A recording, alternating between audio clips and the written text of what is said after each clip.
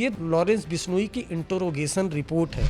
उसको धमकाने के लिए लॉरेंस बिश्नोई ने अपने दोस्त की लाइसेंसी पिस्टल से उस पर फायरिंग की थी और पहली बार लॉरेंस बिश्नोई पर 307 का केस दर्ज हुआ था। उसके बाद वो जेल गया। कानून का छात्र है, वो कानून को ही तोड़ने लगता है। मेरे पास अमेरिका से गोल्डी बरार का फोन भी आता है।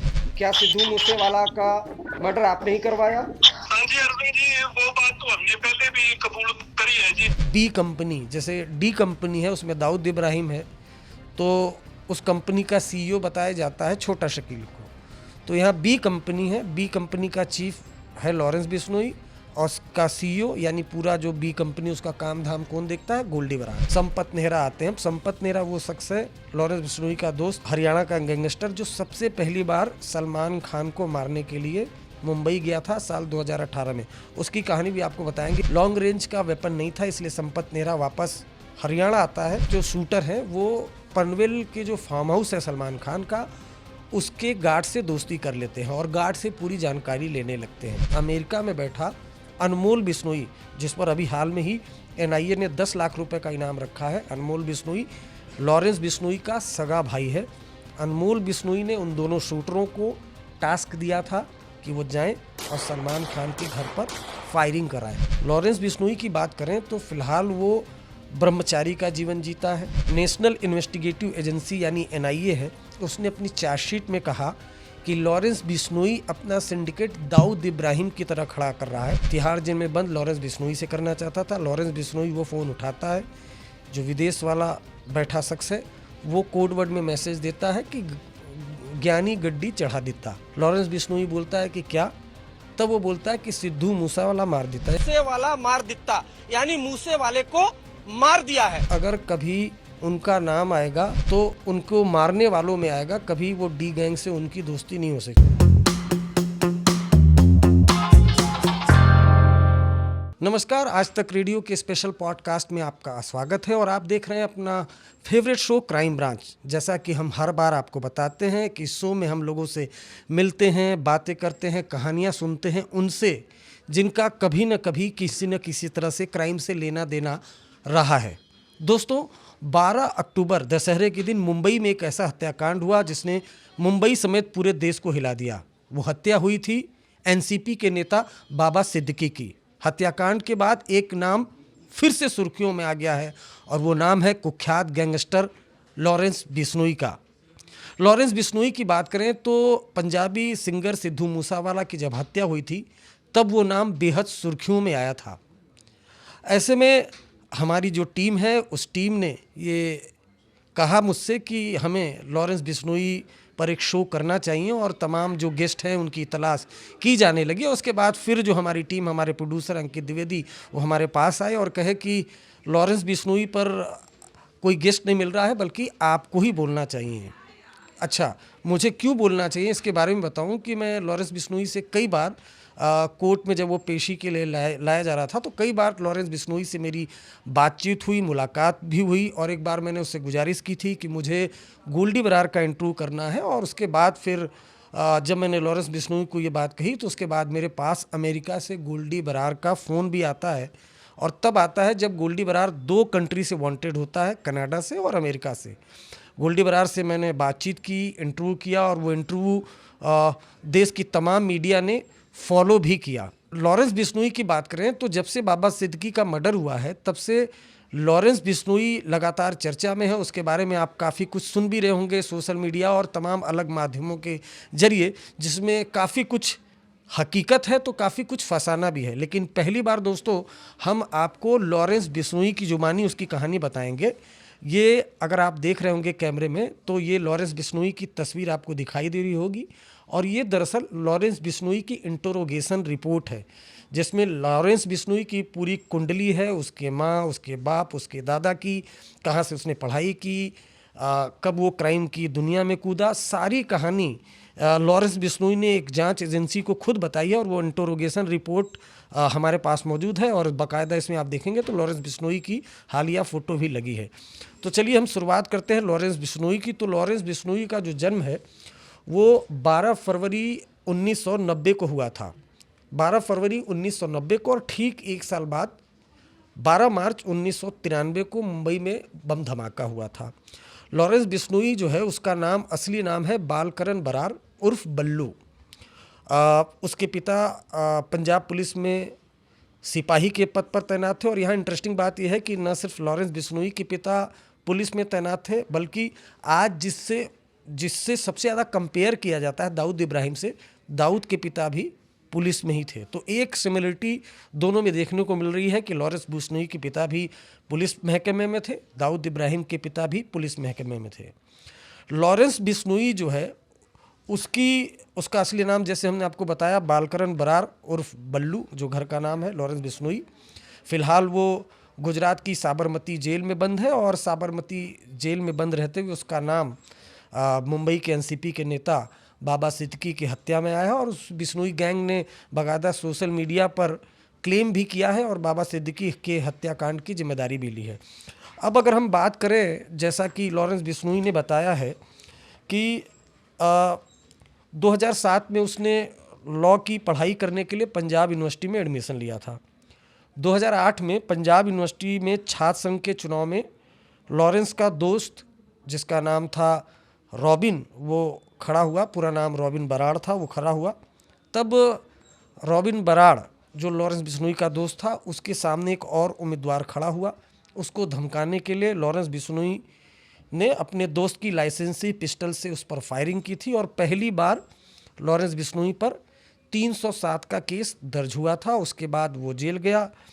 जेल से फिर वो 2-4 महीने में बाद बाहर आ गया। और जाहिर सी बात है, पहली बार जब लॉरेंस बिश्नोई जेल में गया, वहीं पर उसकी काफ़ी मुलाकात जो क्रिमिनल माइंडसेट के लोग हैं उनसे हुई होगी।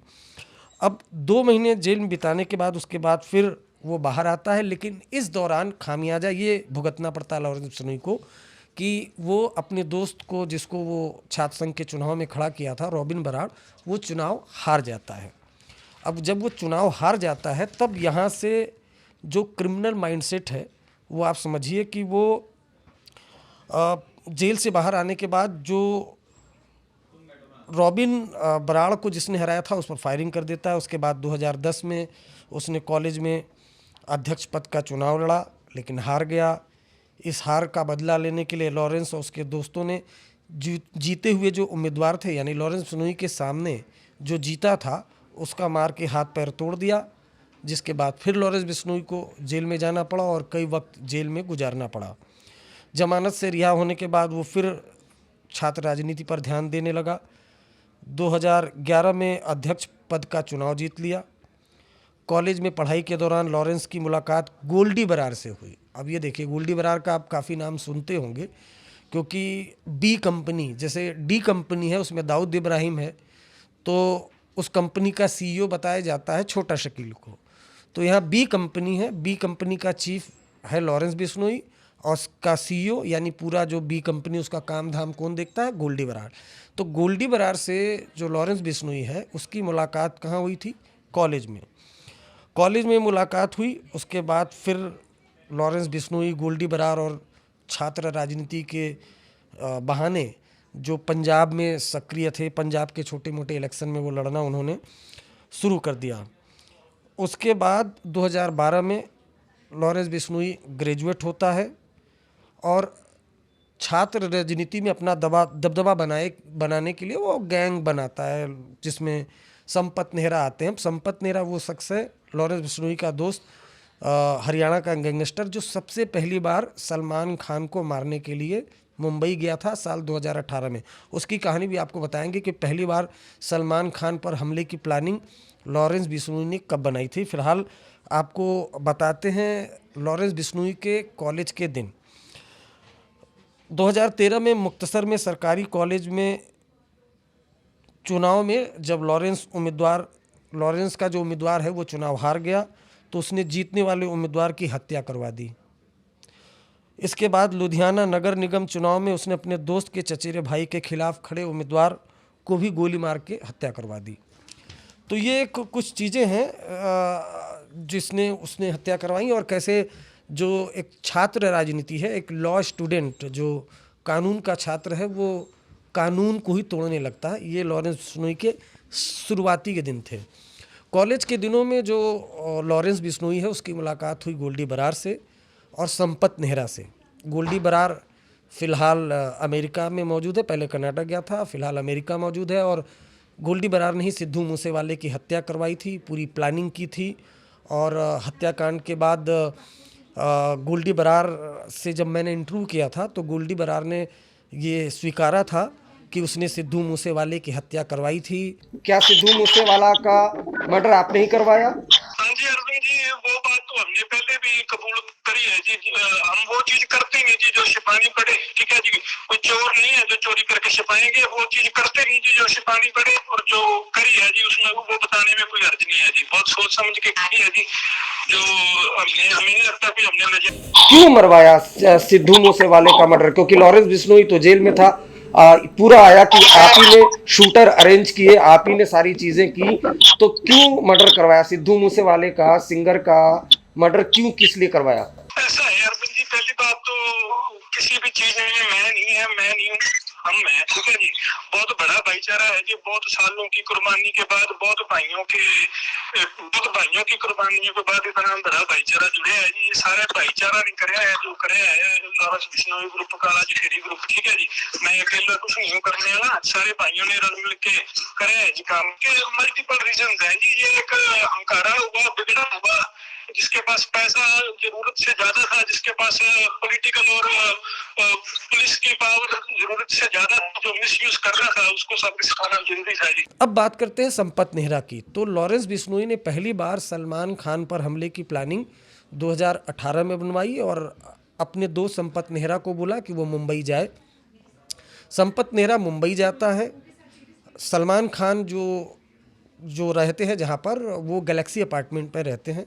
संपत नेहरा जाता है, गैलेक्सी अपार्टमेंट की पूरी रेकी करता है, लेकिन संपत नेहरा के पास लॉन्ग रेंज का जो वेपन है, जो हथियार है, वो नहीं था। क्योंकि जो सलमान खान का गैलेक्सी अपार्टमेंट है, सड़क है, सामने समुंदर है, लॉन्ग रेंज का वेपन नहीं था। इसलिए संपत नेहरा वापस हरियाणा आता है। फरीदाबाद में एक फ़ौजी नाम का शख्स था, उससे वो हथियार लॉन्ग रेंज का ख़रीदना था और उसके बाद फिर मुंबई जाना था और फिर अटैक करना था। क्योंकि आपने देखा होगा कि जो सलमान खान है वो कई बार गैलेक्सी अपार्टमेंट में अपने अपार्टमेंट में आते हैं और जो अपने फैंस हैं उसको हाथ वगैरह दिखाते हैं। ख़ास तौर से ईद के मौके पर ज़रूर वो बाहर निकलते हैं और यहीं पर प्लानिंग थी बिश्नोई गैंग की पहली बार सलमान खान पर अटैक करने की। उसके बाद संपत नेहरा फरीदाबाद आता है लॉन्ग रेंज का वेपन ख़रीदने के लिए, लेकिन हरियाणा पुलिस उसे गिरफ्तार कर लेती है और मुंबई पुलिस को इस बात की जानकारी देती है। दूसरी बार जो प्लानिंग है वो सलमान खान पर अटैक करने की बनती है। साल 2020 की बात है। सिद्धू मूसेवाला का जब मर्डर हुआ था, मुमकिन है उसके कुछ दिनों की बात है। 7 से 8 शूटर जाते हैं, सलमान खान की रेकी करते हैं, फिर वो प्लान फेल हो जाता है। तीसरा जो अटेम्प्ट है वो होता है तब जब शूटर एक बार फिर सिद्धू मूसेवाला की हत्या के बाद, गोल्डी बरार ये टास्क देता है, वो जाते हैं मुंबई में जो सलमान खान का फार्म हाउस है पनवेल, उसकी प्रॉपर रेकी की जाती है। यहाँ तक कि जो शूटर हैं वो पनवेल के आसपास किराए का कमरा लेते हैं, प्रॉपर रेकी करते हैं। सलमान खान किस रूट से पनवेल में अपने फार्म हाउस पे आते हैं, जाते हैं, कौन सी गाड़ी होती है, कितने लोग सलमान खान के साथ होते हैं, यहाँ तक कि फुल प्रूफ प्लानिंग बनाने के लिए जो शूटर हैं वो पनवेल के जो फार्म हाउस है सलमान खान का, उसके गार्ड से दोस्ती कर लेते हैं और गार्ड से पूरी जानकारी लेने लगते हैं। लेकिन उसके पहले ही इस प्लान की भनक दिल्ली पुलिस को लगती है, मुंबई पुलिस को लगती है और उसके बाद प्लान फेल हो जाता है। अब सोचिए कि 3 बार प्लानिंग होती है, तो जाहिर सी बात है दिल्ली पुलिस को भी इस बारे में जानकारी थी, हरियाणा पुलिस को भी इस बारे में जानकारी थी, मुंबई पुलिस को भी इस बारे में जानकारी थी कि लॉरेंस बिश्नोई के गैंग के निशाने पर सलमान खान है। और इन सब से अलग गोल्डी बरार ने मेरे इंटरव्यू में कहा था कि वो और उसका गैंग सलमान खान को ज़रूर मारेंगे या तो सलमान खान माफ़ी मांगे। यानी मेरे इंटरव्यू में गोल्डी बरार ने कहा और उसके पहले कई एजेंसियों को लॉरेंस बिश्नोई बाकायदा पूछताछ में बोल चुका है कि वो सलमान खान को मारेगा। बावजूद इसके ये इतना कुख्यात गैंगस्टर है और इसका गैंग इतना कुख्यात है कि हाल में ही 2 शूटर जाते हैं और सलमान खान के गैलेक्सी अपार्टमेंट पर ताबड़तोड़ फायरिंग करते हैं। उसके बाद दोनों शूटर गिरफ्तार होते हैं उनसे पूछताछ होती है और पूछताछ में खुलासा होता है कि अमेरिका में बैठा अनमोल बिश्नोई, जिस पर अभी हाल में ही एनआईए ने 10 लाख रुपए का इनाम रखा है। अनमोल बिश्नोई लॉरेंस बिश्नोई का सगा भाई है।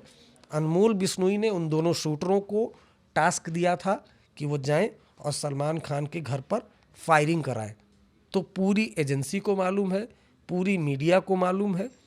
साबरमती जेल में गुजरात के लॉरेंस बिश्नोई बंद है और उसके शूटर सलमान खान पर अटैक करने में कामयाब हो जाते हैं। यानी इनका नेटवर्क कितना तगड़ा है और ये कितने कुख्यात है कि जिसको बोलते हैं उस पर ज़रूर अटैक करते हैं। अब ये बात रही सलमान खान की। लॉरेंस बिश्नोई की बात करें तो मैं कई बार कोर्ट में पेशी के दौरान मिल चुका हूँ। देखिए, हर क्राइम रिपोर्टर के पास कुछ ऑफ रिकॉर्ड जानकारियाँ होती हैं, कुछ ऑन रिकॉर्ड जानकारी होती है। सिर्फ हमारे पास नहीं, कई रिपोर्टर्स के पास होती हैं। कई पुलिस वाले बताते हैं, कई गैंगस्टर बताते हैं।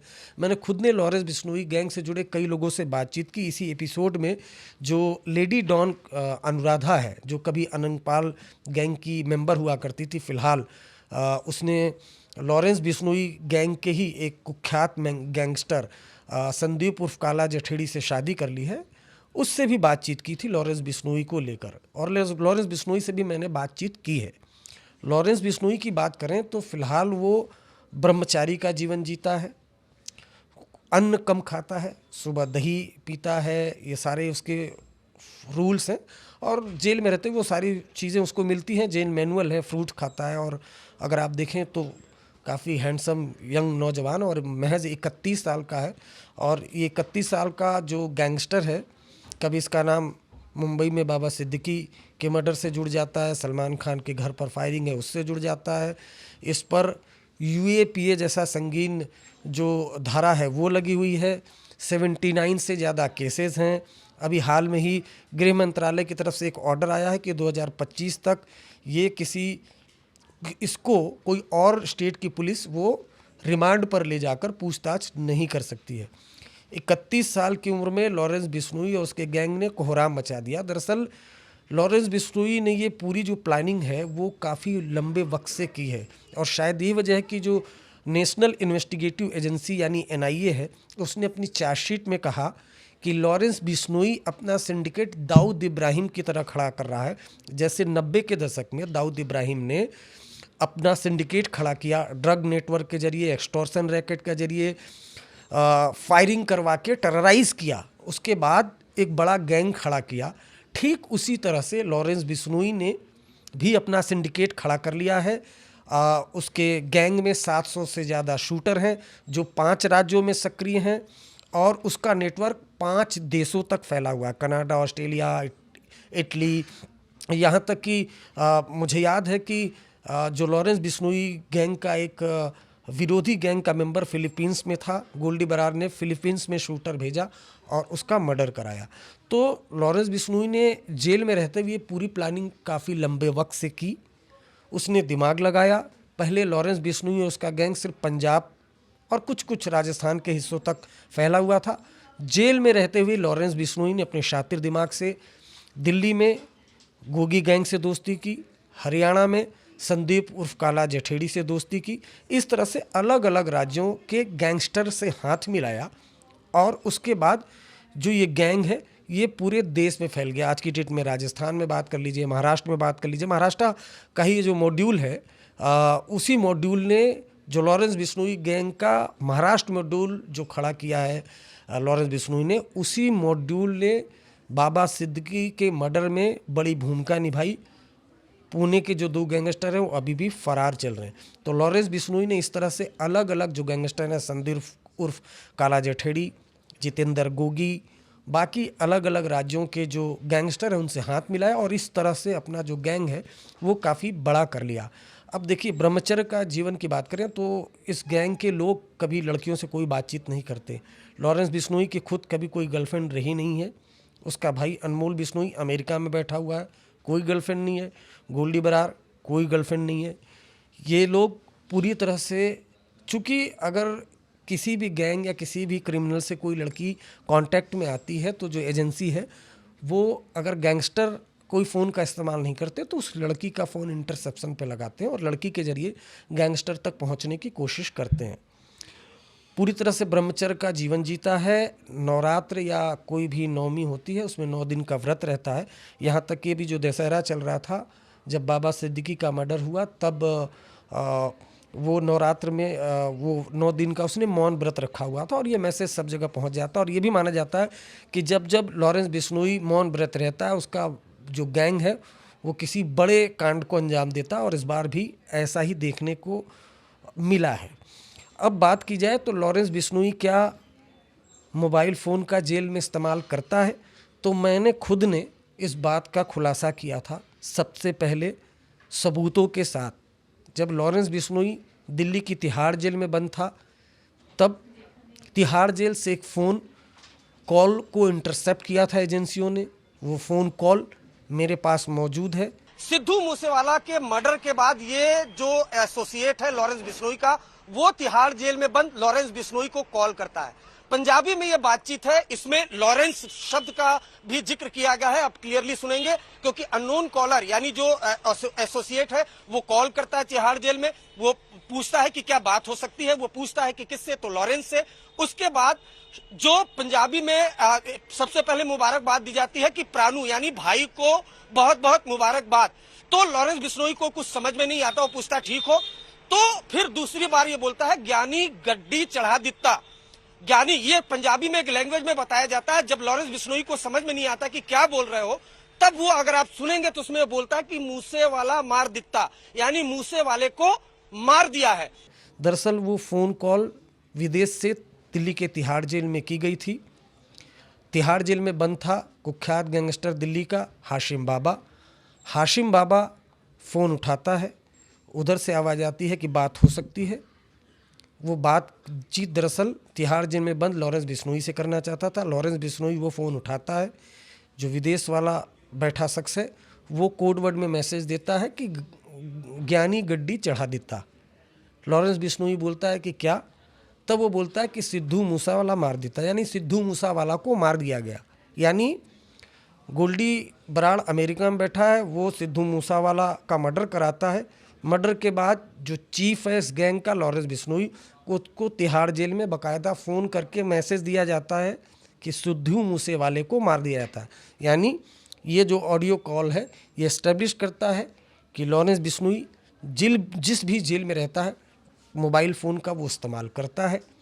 अब मोबाइल फ़ोन का इस्तेमाल या फिर किसी भी फ़ोन सुख सुविधाएं कैसे मिलती हैं, तो इसका नतीजा है करप्शन। जेल में बड़े पैमाने पर करप्शन फैला हुआ है। चाहे वो पंजाब की भटिंडा जब जेल में बंद था, तब भी वो मोबाइल फ़ोन का इस्तेमाल करता था पैसे ले देकर। बाहर जो उसके गैंग के लोग हैं वो एक्सटॉर्शन वसूल करते हैं। वो जो एक्सटॉर्शन की रकम है वो जेल तक भी पहुंचाई जाती है और बाकी गैंग से मेंबर में बांटा जाता है। जब राजस्थान की जेल में बंद था, तब भी लॉरेंस बिश्नोई फ़ोन का इस्तेमाल करता था। अच्छा, बहुत हैरानी की बात है, देखिए कि जब अजमेर जेल में लॉरेंस बिश्नोई बंद था, तब एक जेलर ने उसको धमकी दी थी और उसके बैरक में चेकिंग करा दी थी। आप जानकर हैरान रह जाएंगे कि लॉरेंस बिश्नोई ने उस जेलर पर अजमेर में बाहर हमला करवा दिया था और जेलर को पैर में गोली लगी थी। तो ये गैंग ऐसा है। अब लॉरेंस बिश्नोई ने एक दिमाग लगाया, जो अपने गैंग मेंबर हैं उनको उसने विदेशों में शटल कराना शुरू कर दिया। एक गैंगस्टर था काला राणा, जो हरियाणा के यमुना नगर का था, उसको सबसे पहले उसने थाईलैंड भेजा था और वो थाईलैंड से एक्सटॉर्शन कॉल करता था। ये गैंग मतलब लॉरेंस बिश्नोई का जो दिमाग है वो बहुत ज़्यादा तेज़ है और आज की डेट में सोशल मीडिया इंस्टाग्राम पे सैकड़ों हज़ारों पेजेस बने हुए हैं लॉरेंस बिश्नोई के नाम से, गोल्डी बराड़ के नाम से। और जो लड़के हैं, जो नौजवान हैं, जिनका पढ़ाई लिखाई में मन नहीं लगता, वो कोई भी मैसेज भेजते हैं तो इनका जो गैंग है उस गैंग का एक सदस्य सोशल मीडिया को मॉनिटर करता रहता है और जैसे ही कोई मैसेज भेजता है उसमें तो उससे बातचीत की जाती है। अगर गैंग को ये लगता है कि ये जो लड़का है जो मैसेज कर रहा है ये क्रिमिनल माइंडसेट का है, तो उसको वो फिर सिग्नल ऐप या फिर दूसरे ऐप, सोशल मीडिया ऐप पर लाते हैं, सिक्योर ऐप पर, और उसके बाद बातचीत होती है, लंबे वक्त तक बातचीत होती है। उसके बाद फिर उसको ये गैंग अपना टारगेट देता है। अब आप देख सकते हैं कि जो बाबा सिद्दीकी का जिन लोगों ने मर्डर किया वो बहुत आम से लड़के हैं और उनको कोई विशेष जानकारी नहीं है। मामूली से 50,000 1 लाख रुपए मिलते हैं और उसके बाद या तो अनमोल बिश्नोई बात करता है या फिर जेल में बैठा जो लॉरेंस बिश्नोई है वो खुद भी मैसेज देता है। और आज की डेट में जो यंग लड़के हैं, ये बहुत चिंता की बात है कि वो उनका झुकाव जो है वो लॉरेंस बिश्नोई की तरफ बढ़ रहा है। मतलब एक ये होना नहीं चाहिए, लेकिन ऐसे बहुत से लड़के हैं जिनको एजेंसियों ने इंटरसेप्ट किया है, यंग उत्तर प्रदेश के, बिहार के। वो जैसे 90 के दशक में एक वक्त था कि लोग दाऊद इब्राहिम और डी कंपनी से जो लड़के जुड़ते थे जिनको शूटर कहा जाता था, लॉरेंस बिश्नोई गैंग से जुड़ रहे हैं। अच्छा, इस बाबा सिद्दीकी की हत्या के बाद मैंने ये भी देखा कि सोशल मीडिया पर कुछ लोग तारीफ़ कर रहे हैं, कुछ लोग लॉरेंस बिश्नोई के खिलाफ भी हैं, कुछ उसके सपोर्ट में भी हैं। हालांकि किसी भी गैंगस्टर के या किसी भी अपराधी के सपोर्ट में क्यों कोई है, ये अपने आप में बड़ी चिंता की बात है। लेकिन ये कुछ लॉरेंस बिश्नोई की जो कहानी है, जो आपने कभी अब तक नहीं सुनी होगी, वो हमने आपको बताई है। उसके बाद किस तरीके से जो लॉरेंस बिश्नोई है वो शराब जो कारोबार है, जब ये छात्र राजनीति में जब कई बार जेल से बाहर आया गया, उसके बाद 2014 में वो जो शराब कारोबारी हैं उनसे उसने दोस्ती की। उसके बाद जो शराब का कारोबार है उसमें लॉरेंस बिश्नोई ने पैसा लगाया 2 साल तक, और उसके बाद कई लोगों की उसने हत्या करवाई। 2012 के आसपास वो 12 या 13 में वो कस्टडी से भाग गया था, और 2014 में उसको गुरुग्राम से गिरफ्तार किया गया था, और जब कस्टडी में पेशी के लिए ले जाया जा रहा था तो वो भाग गया था, और 2016 में उसे गिरफ्तार किया गया था। अब बात की जाए तो लॉरेंस बिश्नोई भले ही साबरमती जेल में बंद है या फिर और भी अदर जेल में बंद है, जिसका जो पूरा जो गैंग है वो ऑपरेट करता है अनमोल बिश्नोई, जो अमेरिका में बैठा हुआ उसका सगा भाई है। रोहित गोदारा जो राजस्थान का कुख्यात गैंगस्टर है, वो भी अमेरिका में बैठा हुआ है, जिसने घोगा मेडी की हत्या करवाई थी। चर्चित घोगा मेडी की हत्या घर में घुसकर की गई थी।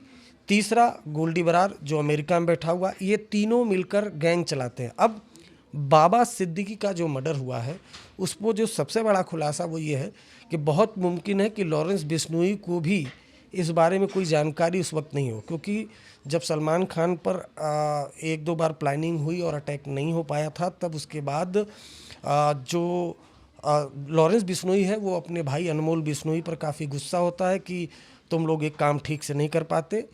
सलमान खान पर अब तक अटैक नहीं हुआ, जिसके बाद लॉरेंस बिश्नोई और गोल्डी बरार इन सब ने मिलकर प्लानिंग की और सलमान खान के गैलेक्सी अपार्टमेंट पर फायरिंग करवाई।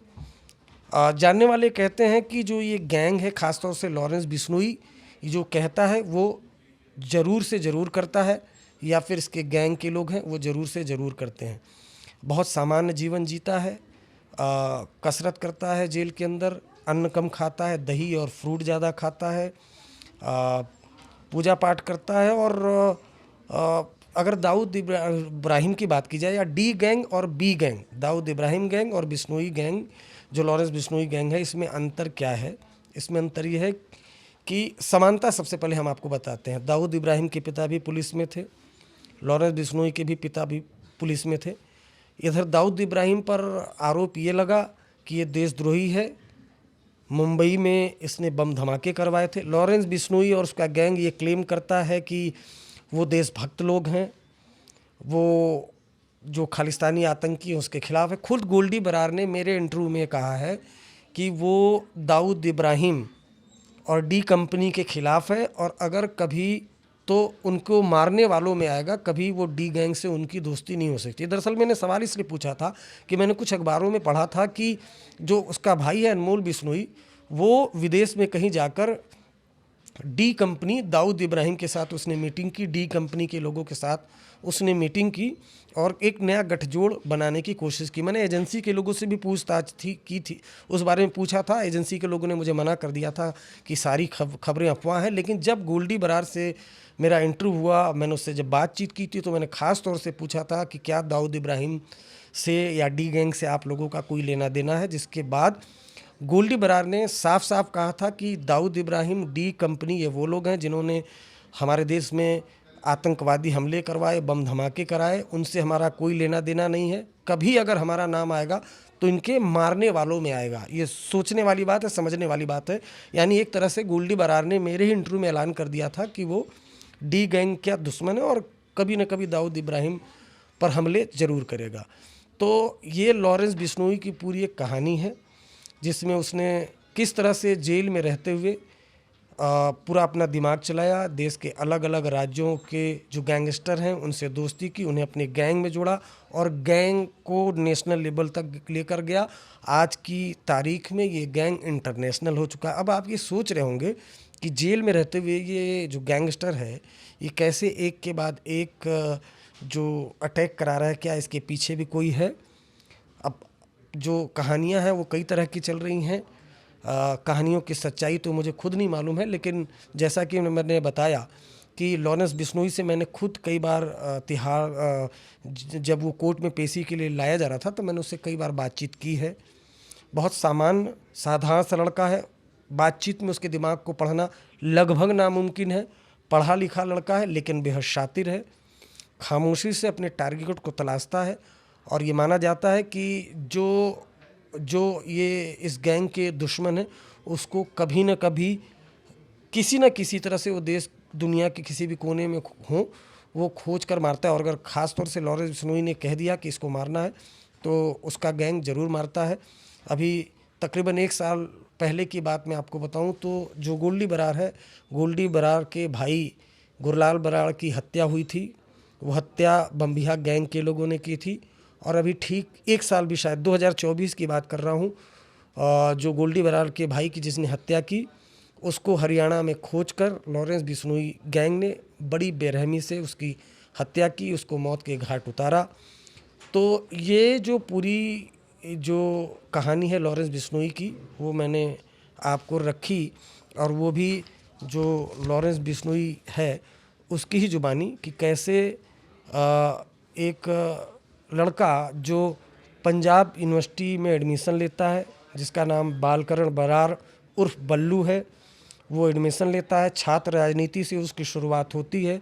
उसके बाद नाम जो है वो सिद्धू मूसेवाले की हत्या में आता है और अब मुंबई में उसने बाबा सिद्दीकी की हत्या करवा के मुंबई नहीं बल्कि पूरे देश को हिला दिया है। यहाँ तक कि कनाडा के जो प्रधानमंत्री हैं वो भी लॉरेंस बिश्नोई का नाम कनाडा की संसद में लेते हैं और कहते हैं कि लॉरेंस बिश्नोई जो भारतीय खुफिया एजेंसी है उसके लिए काम कर रहा है और लॉरेंस बिश्नोई गैंग ने ही हरदीप निज्जर जो खालिस्तानी आतंकी था उसकी हत्या करवाई थी। अब ये देखना होगा कि लॉरेंस बिश्नोई और उसका गैंग कैसे थमता है, कौन उस पर लगाम लगाता है। फ़िलहाल आज के एपिसोड में इतना ही। आपको ये शो कैसा लगा अपने कमेंट आप ज़रूर रखिएगा। धन्यवाद।